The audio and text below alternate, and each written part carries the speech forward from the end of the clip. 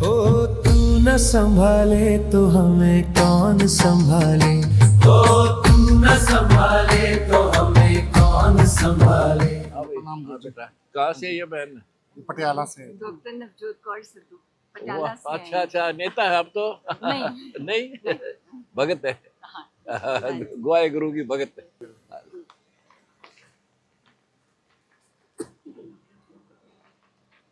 लो। आप क्या स्वागत करते हैं यहाँ पहुंचने पर? आपने हमारा मनोबल बढ़ाया, हिम्मत बढ़ाई। ऐसे देवी कैसा रूप आपका, तो यहाँ आने पर बड़ी खुशी होती है। हाँ जी। मुझे तो आपके पास जेल आना था, फिर भगवान जी ने मेरी सुन ली, आपको बाहर बुला लिया। आपकी दुआएं ले आई मेरे को बाहर। हाँ, मिलना यहाँ मिलना है, वहाँ तो फिर तो दूसरी बात थी। हाँ जी हाँ जी। बहुत अच्छा। और कैसे आना हुआ? आपका आशीर्वाद लेने आई हूँ। अच्छा ठीक भक्ति है। सबसे ऊपर है, सेवा उसके हाँ, साथ साथ हाँ, बात है, भक्ति। बाकी है ही नहीं। हाँ, नर सेवा नारायण सेवा, और भक्ति तो प्रथम है। हाँ जी बिल्कुल। हाँ, भक्ति तो बिना क्या। दोनों चीजों के लिए आशीर्वाद लेने आई हूँ, बाकी तो बाई प्रोडक्ट्स हैं। हाँ, बाई प्रोडक्ट। ये तो इसका बाई प्रोडक्ट है भक्ति का। हाँ ठीक है। अब तो बड़े बड़ा भक्त हो, हाँ जी हमारे से जुड़ो हाँ जी और दीक्षा लो। पहले ज्ञान समझो, हाँ जी। पढ़े लिखे हो आप, हाँ अच्छे जी। लिखे हो, पहले पूरा ज्ञान समझो। हाँ जी हमारा वही पंथ है जो बाबा गुरु नानक देव जी वाला है। हाँ जी। पर समझ में फर्क है लोगों का, हमारा जी, वही है। हाँ, मुझे उन्होंने काफी किताबें हाँ, दी हैं, वो पर पढ़- मैं थोड़ा आहिस्ता, क्योंकि आजकल वो चल रहा है तो इतनी जोर से पढ़ नहीं पा रही। अच्छा, कर लूंगी मैं। अब वैसे वीडियो वगैरह सुन लो हाँ, मैं हमारे, सुनती हूँ। उससे हाँ जी। हाथों हाथ मिल जाएगा आपको। पढ़ने के बजाय उससे ज्यादा जो वीडियो हमारी हाँ जी वो हाँ जी, देखो। वो डाउनलोड वो दे दी हाँ, थी, दे दो शेयर इनको। कर हाँ देना। ठीक है, बहुत अच्छा। बड़ी खुशी आपको मिलती है, हमारा मनोबल बढ़ता है आप जैसे आते हैं जो। हमारा मनोबल बढ़ता है। हाँ, ठीक है। मैंने तब उस दिन बोल दिया था मेरे मुंह से, मैंने कहा कोई गुस्सा करे ना करे, मुझे तो संचिव प्रधानमंत्री चाहिए देश के। नहीं, हम तो अब सेवा की फालतू पड़ेंगे मंत्रियां देते हैं। क्योंकि हाँ। वो नाम झूठे हैं। हाँ ना, हाँ, तो नामों में कुछ नहीं अगर पड़ा। उनसे होना होता ना राजनीति से, तो पहले हो जाता तो देश का पहले होता। तो राजनीति अब में- धर्म नीति से करेंगे, धर्म नीति से। पहले नीति साबित हो संसार की, अब पर सब कुछ ठीक हो जाएगा। बिल्कुल। हमने भी महाराज जी, और जो मैंने फर्स्ट ट्वीट किया ना, तो ये भारतीय राष्ट्रवादी पार्टी थी हिंदुस्तान की, तो मुझे फर्स्ट ट्वीट था, मेरे पास पंजाब, हिमाचल, हरियाणा, चंडीगढ़, ये सब मेरे पास है। पहले पंजाब में इलेक्शन है, तो हमने एक ही लिखा कि कहते तुम क्यों आए हो। मैंने कहा मैं आत्मा जगाने आई हूँ, बस। तुम्हारी आत्मा मर चुकी है। मर चुके हैं, बिल्कुल। क्योंकि अगर तुम लोग अपनी आत्मा नहीं जगाओगे तो तुम सही रास्ते पे जा ही नहीं सकते। अगर आत्मा जगा लोगे तो हर काम अच्छा होगा, आपसे बुरा काम होगा ही नहीं। होगा ही नहीं। हाँ पहले पिछले इतिहास देख लो, राजा लोग धार्मिक होते थे, जनता की घूम घूम कर दुख पूछा करते थे। बिल्कुल। ईब द्वार पर जाए तो नहीं सुनते जनता की राजनेता। मैं भी एमएलए थी, मैं साइकिल पे 5 घंटे जाती थी, हाँ, बहुत कमाल है फिर ताकि तो। कोई भी पकड़ के ले जाए। हाँ, कोई बात करो, हाँ ठीक जी। है। ये होते हैं राजनेता, ऐसे होने चाहिए। बिल्कुल। आपका धन्यवाद यहाँ पहुँचने पर। अच्छा ठीक है। बेटी है, ये शरीर की बेटी है, ये मेरी प्यार की बेटी है। आते भी, आप भी हमारी बेटी हो आगे आशीर्वाद। तू न संभाले तो हमें कौन संभाले, हे तू न संभाले तो हमें कौन संभाले।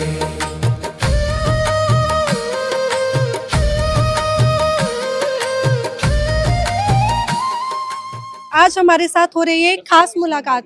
मौजूद है हमारे साथ पंजाब की नेता नवजीत कौर सिद्धू जी। मिलते हैं इनसे। संत रामपाल जी महाराज जी से मिलकर आई हैं ये। संत रामपाल जी महाराज जी 11 साल बाद जेल से बाहर आए हैं। जेल में रहने के बावजूद भी उन्होंने इतने अनेक कार्य किए जिनसे प्रभावित होकर आज ये पंजाब से पहुंची हैं संत रामपाल जी महाराज जी से मिलने।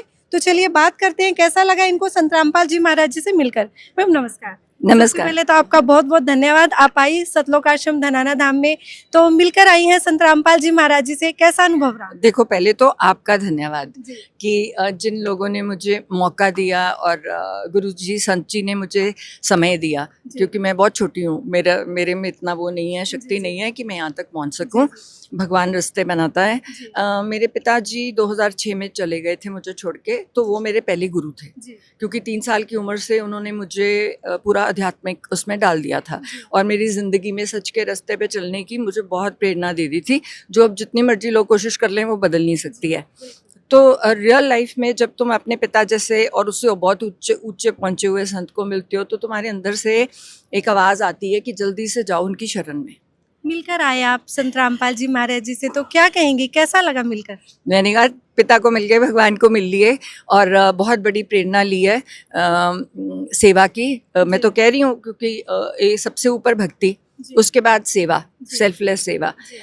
अगर भगवान की मर्जी में सेवा हुई तो थोड़ी देर सेवा कराऊंगी, पर मेरा जिंदगी का मकसद सिर्फ भक्ति है। भक्ति के सिवाय कुछ नहीं है। सेवा मैंने 62 साल की उम्र हो गई है मेरी, बहुत गायनी ने में की, आज तक करती आती हूँ। जो लोग सेवा करते हैं यहाँ बैठे हुए तो सेवा ही हो रही है, तो उसमें कहीं जाने की ज़रूरत नहीं। जो इंसान मानता है कि उसको सेवा करनी है वो कहीं भी सड़क पे खड़ के सेवा कर देता है, तो बहुत बड़ी प्रेरणा होती है हम जैसे लोगों के लिए। और मैं फिर वही कहूँगी कि पॉलिटिशियंस को अगर हम ख़त्म कर दें हिंदुस्तान की धरती पे और ऐसे लोग राज करें तो ये मतलब बदल सकते हैं सृष्टि को एकदम से। 6 महीने भी नहीं लगेंगे। और मैं सब बच्चों को, सबको यही कहती हूँ कि तुम ये गलत मार्ग जो चुन के इधर उधर भटक रहे हो, संतों की श्रेय में जाओ ताकि तुम्हें समझ आए कि ज़िंदगी जीनी कैसे है। अगर हमने ज़िंदगी जीनी नहीं सीखी तो हम ये हमारा जन्म किस काम का? फिर तो हम 84 लाख यूनियों में पड़ जाएंगे। फिर कब हमें ये जीवन मिलेगा? शरीर तो मिलेगा नहीं, शरीर ने भस्म हो जाना है, पर आत्मा को कैसे लेके जा रहे हैं वो तो आगे चलेगी, है ना। तो आगे गलत काम करेंगे तो गलत जुनी में चले जाएंगे, और गलत करेंगे तो और गलत जुनी में चले जाएंगे, अच्छा करेंगे तो यहीं से ऊपर जाएंगे, नीचे नहीं जाएंगे। देखिए 11 साल बाद आए हैं संत रामपाल जी महाराज जी जेल से रहकर, और जेल में भी रहकर उन्होंने अपनी सेवाएं, अपनी मानवता की सेवा करना रोका नहीं। मतलब खुद चाहे कैसे भी रहे लेकिन समाज की मदद करी, भूखों को भोजन पहुंचाया। आज आप मिली हैं संत रामपाल जी महाराज जी से, क्या चीजें आपको उनकी प्रभावित करी? शायद आप दोबारा भी आना चाहें संत रामपाल जी महाराज जी से मिलने। मैं तो उनको ये कह रही थी कि मुझे यहीं रख लो, अगर मेरी सेवा नहीं हुई आप मुझे यहीं पाओगे। मुझे सेवा करनी है, अगर मुझे पॉलिटिकली मौका मिला सेवा करने का, लोगों के दर्द दूर करने का, तो मैं करूंगी, नहीं तो मेरा रास्ता तो यही है। और मैं आपको कहूँ जो मनुष्य होता है ना वो दुख सुख के उसमें फंसा होता है। जो मनुष्य से बहुत ऊपर निकल जाते हैं ना संत, और जो कहाँ कहाँ प्राप्तियां कर लेते हैं, उनको जेल हो, पेड़ के नीचे हो, गर्मी हो, सर्दी हो, बर्फ में बिठा दो, बर्फ के अंदर बिठा दो, कहीं भी बिठा दो, तो उसकी साधना में कोई फर्क नहीं पड़ता। उल्टा क्योंकि वो लोगों से इतना ज़्यादा नहीं मिलते तो उनकी साधना भी पता नहीं कितने गुनी हो जाती है। पता नहीं कितने ब्रह्मांडों की सैर करके आए हैं। ये एक ब्रह्मांड जो हमें दिख रहा है ये वहाँ के राज्य नहीं है, इसके सिवाय और बहुत ब्रह्मांड है जिनके बारे में ये जानते हैं। तो मैं यही कहती हूँ कि सारे लोग शरण में आएँ, कुछ सीख के जाएं यहाँ से, और जिसमें हम फिर कहते हैं कि मैम एक कुछ खास बातचीत थी महाराज जी के साथ, और काफी देर तक आपके साथ बातचीत करते रहे महाराज जी? देखो यही वही प्रेरणा दी। मैंने भी बोला कि आप चाहते क्या हो, मैंने कहा भक्ति और सेवा, तो उनको अच्छा लगा कि मैंने वही मांगा जो उनके दिल में था देना चाहिए, और आशीर्वाद दिया खूब सारा, और प्रेरणा मिली है अच्छा काम करने के लिए। और बेटी बनाया है, मतलब बेटी ज़बरदस्ती मैंने खिला लिया, मैं भी तो बेटी हूँ तो कहना पड़ा उनको कि बेटी है। तो लगातार आप खमाणो आश्रम में भी 2-3 बार गई हैं, जी। आज पहली बार धनाना आश्रम में आई हैं। यहाँ के थोड़ा व्यवस्थाओं के बारे में प्रकाश डालिए, क्योंकि बहुत ऐसे लोग हैं जो आज भी उलूल जुलूल बात कर रहे हैं संत रामपाल जी महाराज जी के विषय में। जी। देखो जो लोग पापी हैं ना, अब उनका पाप लिखा हुआ है, हम उसको धो नहीं सकते। कोई क्या बोल रहा है उससे कोई फर्क नहीं पड़ता कि तुम क्या हो। आप जितने ऊपर जाओगे ना, तो ये सृष्टि ऐसी है, यहाँ पे लोग इतने फ्रस्ट्रेटेड हैं, वो आपको नीचे खींचने की कोशिश करेंगे। पर जो सच है ना, सच को कहीं भी प्रमाणित करने की ज़रूरत नहीं है। सच सच है और सच ही भगवान है, और सच ही सच है। मैम आप महिला हैं, एक और बीड़ा उठाया है संत रामपाल जी महाराज जी ने, दहेज मुक्त भारत बनाना। तो क्या बदलाव आएगा समाज से? आप भी समाज सेवा के कार्य करती रहती हैं, तो क्या है आजकल बाहर की जिंदगी, अगर ये दहेज मुक्त विवाह पूरे विश्व में हो जाए तो कैसा समाज तैयार होगा? कई हजारों शादियां करवा चुके हैं। देखो दहेज होना ही नहीं चाहिए। मेरे घर वाले से एक चीज़ नहीं ली मुझसे। मेरी मम्मा ने एक वो बनाया कड़ा, कहते अगर कुछ दिया आपने, कहते आपकी बेटी मेरी इज्जत कैसे करेगी? कहते मैंने आपसे बेटी लिया, मैंने इसके साथ ये नहीं लिख के लिया कि आप इसका सामान दोगे। कहते अगर मैं इसकी सेवा ही नहीं कर सकता और इसको रख ही नहीं सकता, तो आपके उससे दहेज से ही मैंने इसको पालना है, तो उससे अच्छा ही मेरे साथ शादी ना कराए। तो जो लोग इस सोच पे हैं, तो ये बहुत बड़ी प्रेरणा है, क्योंकि वो इंसान लालच में आ जाता है जो इंसान को लालच में आना नहीं चाहिए। क्योंकि आपको सब कुछ मिल गया, आपकी अर्धांगिनी आपके घर को चलाती है, आप अर्धांगिनी की किस्मत का खाते हो। जो इंसान अपनी बीवी की इज्जत करता है, उसे अपने से ऊपर जाके उसकी सेवा करता है, उसका ख्याल रखता है, उसी घर में शांति होगी, उसी घर में भगवान सब कुछ देगा, क्योंकि वही लक्ष्मी माई हैं, वही सरस्वती माई हैं। और मैं तो कहती हूँ बेटियाँ ही बेटियाँ, बेटियाँ ही बेटियाँ हों, क्योंकि आजकल की जो बेटी है ना वो लड़के से बहुत अच्छी है। आपने संत रामपाल जी महाराज जी से भी कहा कि मुझे बेटी कही, और उन्होंने बेटी आपको कह दिया, और आप देश की भी बेटी हैं। लगातार हर उन बेटियों के साथ अत्याचार हो रहे हैं, भ्रूण हत्याएं हो रही हैं, तो क्या लगता है जो आज भी संत रामपाल जी महाराज जी का अगर ऐसे ही कारनामा चलता रहा तो जल्दी ही धरती स्वर्ग के समान बनेगी, आप क्या मानते हैं? बिल्कुल, यही लोग बदलेंगे, इन्हीं लोगों से आगे चलेगा। हमारा लोगों का ये फ़र्ज़ होता है कि जब हम कुर्सियों पे बैठ जाएं, हम ऐसे कोई कानून व्यवस्था बनाएं जिससे सबसे बड़ी पनिशमेंट है जो ऐसे लोगों को मिले। देखो, दोनों तरफ से काम चलता है ये। एक तो होता है कि प्यार से समझाना, एक होता है थोड़ा सा डंडे से समझाना। अब हम बाहर की कंट्री में जाते हैं, एकदम हमें अक्ल आ जाती है, तो वो अक्ल यहाँ क्यों नहीं है? तो इसके लिए बहुत बड़ा सोच रखा है। पहले नहीं बताऊँगी, लोग डर जाएंगे मेरे से, तो पर ये होगा, क्योंकि किसी को गंदी नज़र से देखना वो भी बहुत बड़ा पाप है। किसी लड़की को देख के गलत सोचना वो भी बहुत बड़ा पाप है। मतलब आगे करना तो खैर बहुत ही बड़ा पाप है। जब किसी इंसान को ये समझाया गया कि ये तू सीधा नर्क का रास्ता खोल रहा है, और नर्क ऐसा होता है। मैम, आप पेशे से डॉक्टर भी हैं, और डॉक्टर जो होता है उसकी एक ही भाषा होती है कि जो भी होता है मेडिकल साइंस करती है, भगवान नहीं होता है। लेकिन यहाँ पर बहुत ऐसे उदाहरण हैं, अगर गिनती की जाए तो मेरे हिसाब से तो हजार तो नहीं लाखों उदाहरण ऐसे हैं, क्योंकि करोड़ों की संगत है संत रामपाल जी महाराज जी की, जिनके लाइलाज बीमारी जैसे कैंसर हो गया, एड्स जैसी ठीक हुई है। तो क्या मानते हैं, डॉक्टर हैं आप, थोड़ा कुछ संत रामपाल जी महाराज जी के विषय में क्या मानते हैं? डॉक्टर एक जरिया है, डॉक्टर भगवान नहीं है, डॉक्टर हीलर नहीं है। डॉक्टर एक जरिया है जो भगवान की एनर्जी लेता है यहाँ से और आगे देता है। अगर वो अपने आप में मैं ले आए, मैं ठीक कर रहा हूँ, तो वो गलत है। वहीं आपकी एनर्जी ब्लॉक हो जाती है। और जो इस बात को याद रखे कि भगवान ने तुझे चुन के, अपने खास बंदों में चुन के तुझे सेवा के लिए डाला है, पर ये वाला हाथ और ये वाला हाथ भूलना चाहिए। क्योंकि जब भी बड़ा वो खुश होके कहते थे ना, आज यार 3 बच्चे थे, मैंने कर लिया, अगले दिन ऐसा चपेड़ा पड़ता था ना, फिर वहाँ कहना पड़ता था, ये भगवान भगवान तू ये बचा ले बचा ले बचा ले बचा ले। वो भगवान हर बात पे रियलाइज कर देता है, उसी का नाम है, जिसको वो चाहता है वो ही ठीक होता है।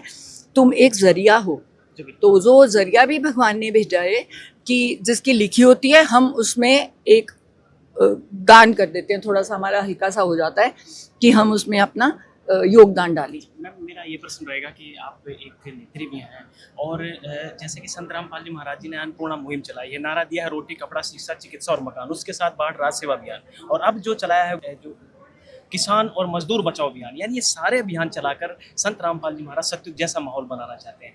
आपको लगता है कि नेताओं की भी सहायता कर रहे हैं संत रामपाल जी महाराज, अर्थात राजा और प्रजा दोनों की मदद कर रहे हैं? मैं तो भी यही कह के हटी हूँ कि जितने उधर नेता आए हैं, जिनको मेरे साथ लड़ना पड़ेगा, जिनको मैंने कहा है कि ये मेरी नेतागिरी नहीं है, इस बार मेरी एक स्पिरिचुअल रेवोल्यूशन है, जहाँ मैं चाह रही हूँ कि हर इंसान अपनी आत्मा को जगाए। और जिनकी अभी जागी नहीं हुई है, तो मैंने पहले ही कह रही हूँ कि ट्रकों बसों भेज के यहाँ भेज देंगे। जब संत जी क्लियर कर देंगे कि ये बंदे अब हो गए हैं, उनको हम वापस ले जाएंगे। क्योंकि वैसे भेड़िए जो ऐसी सीटों पर बैठ जाते हैं, उनका नुकसान है। देखो, भगवान के लिए अपने सारे बच्चे बराबर हैं, और भगवान चाहता है कि कल का भूला भी आज भूल मान के आ जाए, तो मैं तो उसी को तथास्तु ठीक कर दूंगा।